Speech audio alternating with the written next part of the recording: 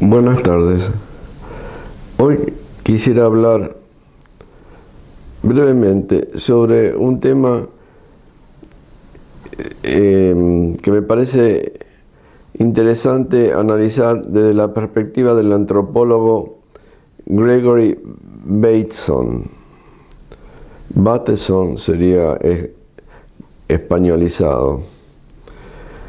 Es un antropólogo que ha hecho estudios muy interesantes y yo tomo de él el concepto de esquizogénesis o esquismogénesis.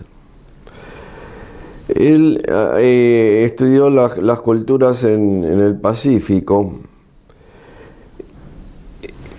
y hizo estudios muy amplios, muy profundos y de diversas características. Yo me referiré a este aspecto solamente, que es la división que se produce en los grupos humanos, y que él tomaba los que analizaba en Asia, en el Pacífico, en la década del 30. Él establece dos elementos fundamentales en los grupos. Uno que es la complementariedad y otro que es la simetría. ¿Cómo se producen las relaciones simétricas y complementarias? Las simétricas podían ser entre el mismo grupo con diversas relaciones.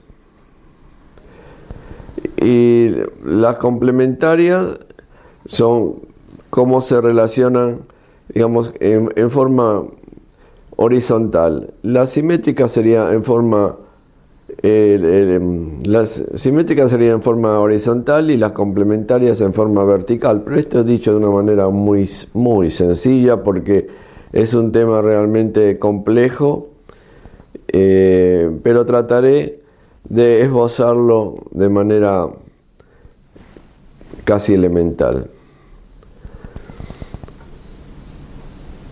¿Por qué tomo este aspecto de este antropólogo? Porque en la idea de ver un poco más en profundidad cómo se desarrolló la clase media de hoy día, tenemos que remontarnos al tiempo de la Segunda Revolución Industrial, el tiempo de la Reina Victoria. Creo que ya lo he dicho en otras pequeñas y breves charlas.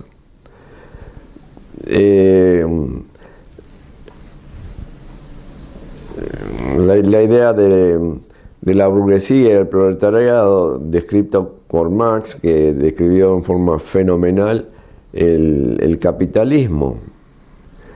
Sin embargo, intento mirarlo con otra perspectiva, estableciendo, en vez de proletariado y burguesía, que si bien existe, hay en los marxistas normalmente diríamos las capas intermedias. Pero bueno, yo discrepo y creo que es una clase si bien compleja y con relación simétrica y complementaria con las que están por arriba y las que están abajo de esta clase, forman una estructura social que da sostén al sistema capitalista.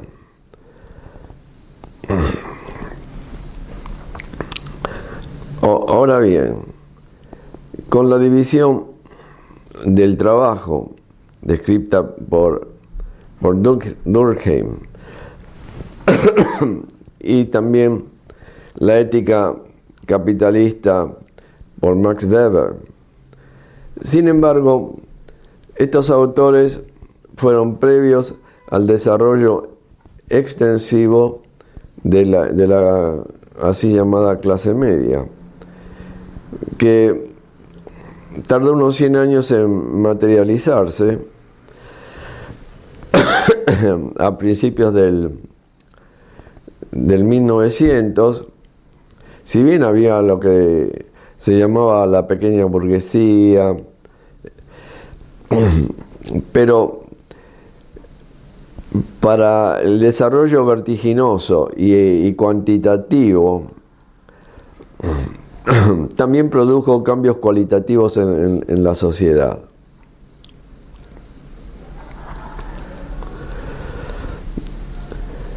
Una relación,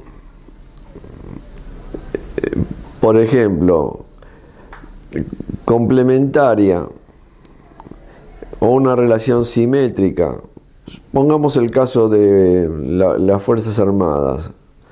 Tienen relaciones simétricas entre sus miembros, pero tienen relaciones complementarias. El cuerpo de oficiales depende de los generales, con los que tiene una relación de subordinación, y la tropa tiene una relación de subordinación con respecto a los oficiales. O sea, hay un intercambio que también puede ser rivalidades. Pero esto dicho en forma muy general, no se pueden aplicar estrictamente la sociología militar a la sociología civil. Si bien hay rasgos que podemos encontrar similares, sobre todo en el ámbito laboral. En el ámbito laboral sabemos que las relaciones laborales en el sistema capitalista no son democráticas, porque las personas trabajan en empresas y dependen de las direcciones de los titulares de la empresa. Ellos a veces le pedirán opinión o no, depende del grado de jerarquía que tienen. Generalmente los asalariados simples solamente responden a órdenes. Vale decir, están gran parte de su vida trabajando en una entidad que no es democrática. Si partimos que la democracia es el gobierno del pueblo, en una empresa también sería un gobierno colectivo. Bueno, eso también son ideas que algunas personas tienen, pero que son muy difíciles de implementar. Y en la práctica muy raras veces dan resultados. Ahora bien, con el desarrollo de la clase media, que se va formando desde la base, que es el proletariado, o la clase trabajadora, para tomar los términos del capitalismo en general, y en particular de un sociólogo que se llama Gilbert, que establece las clases superiores, las clases capitalistas, la clase media alta, la clase media media, o la clase media baja, la clase trabajadora y los marginales. En inglés también le dicen los underclass. Lenin creo que le decía el lumpenproletariado. Pero en fin, son distintas categorizaciones del mismo fenómeno. Ahora, con la división del trabajo también viene la división de ingresos. Con la división de ingresos y la diferenciación con sus fuentes de orígenes, hay un fenómeno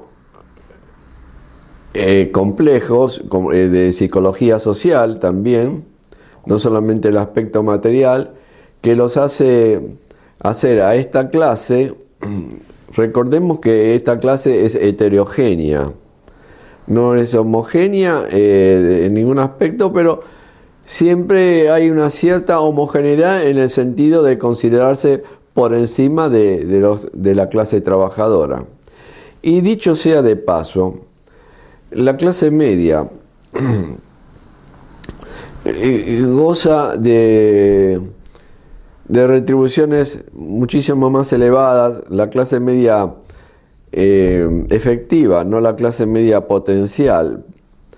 La clase media efectiva, que tiene realmente los recursos suficientes como para superar todo lo que el socialismo les podría prometer,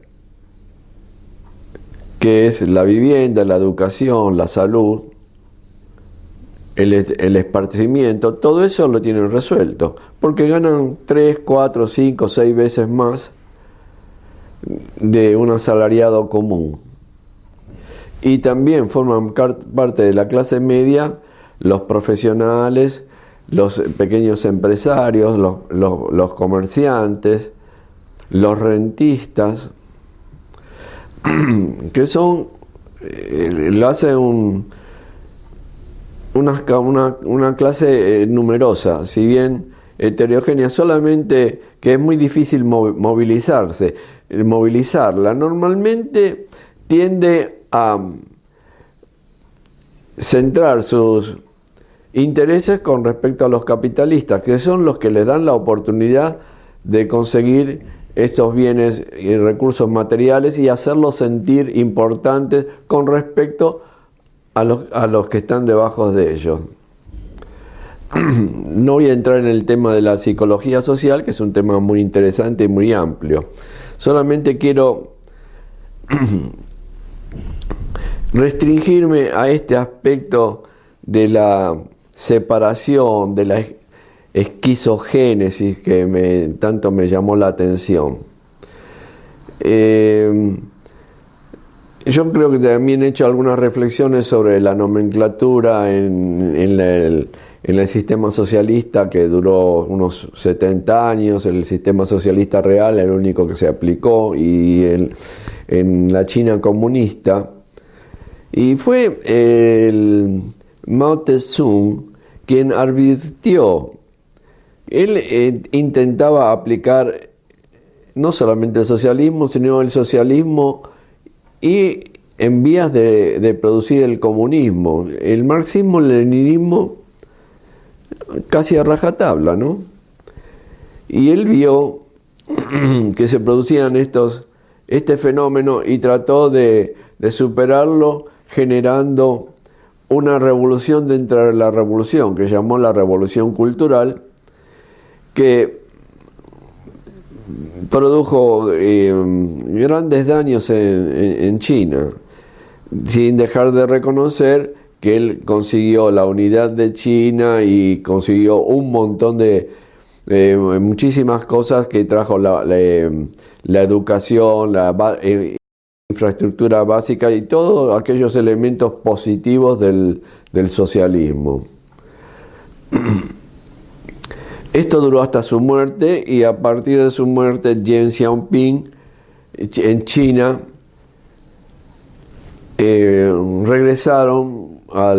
restauraron el sistema capitalista. El sistema capitalista, que ellos le dicen que es el socialismo con matices con chinos. En fin, eso es un tema aparte. Lo que yo quería significar es que también se produce en cualquier sistema de los conocidos y aplicados en la práctica, no de los así llamados idealistas o utópicos, que existen en la mente de los escritores, de los autores, y muy rara vez se han aplicado. Podría ser los kibbutz en Israel en la primera época del Estado de Israel, allá por los años 50, 60. Pero ese también es otro tema que lo tienen que tratar los especialistas. Ya creo que ha disminuido significativamente y prácticamente no tienen gran atracción en ese estado. Eso lo dejo para los especialistas en el tema de esas organizaciones. Entonces, ¿qué es todo esto? Esto es una forma de indagar por qué el capitalismo se perdura en el tiempo.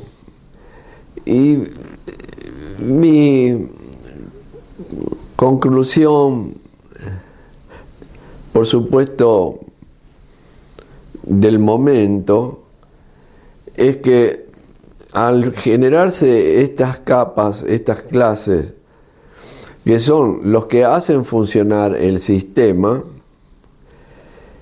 y se adhieren a las capas superiores del capitalismo porque son los que le dan beneficio directo. Entonces es muy difícil que vayan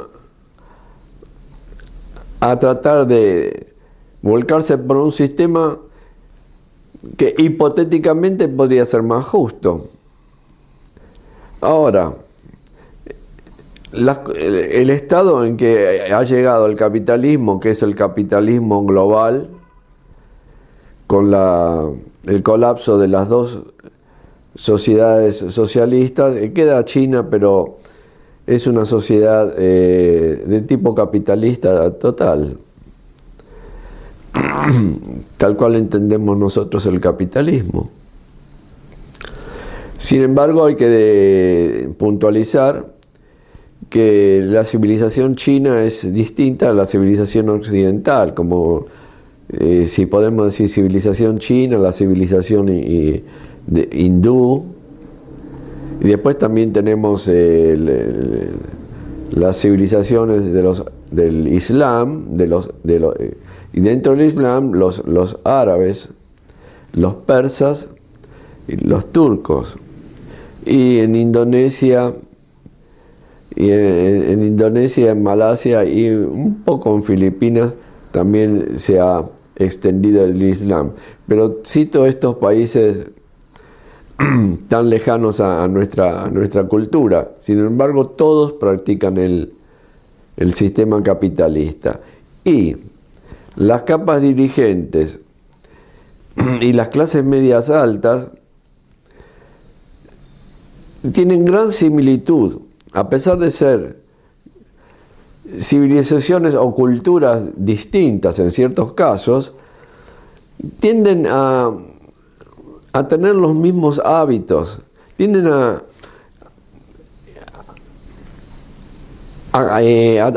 tomar la cultura del capitalismo occidental, especialmente de las que se impone por la hegemonía cultural que el capitalismo difundió. Y cuando yo hablo del capitalismo, hay que hablar básicamente del capitalismo del Imperio Británico, el sucesor que es Estados Unidos, capitalismo que yo lo... imperio que a mi juicio es sui generis, muy distinto de los conocidos anteriormente, muy distinto en los métodos, no en los fines. Los fines son siempre los mismos: dominar, colonizar y expoliar. Entonces, voy a tratar de concluir estos temas de la clase media, pero los quería puntualizar para futuras charlas, y esas charlas las voy a hacer en base a mi percepción de las sociedades en la actualidad. Iré en lo futuro haciendo breves análisis de la situación presente en el mundo en que vivimos, y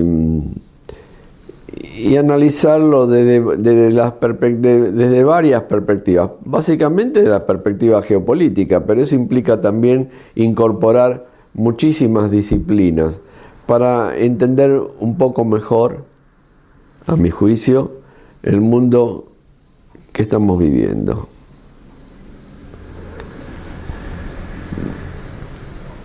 Muchas gracias.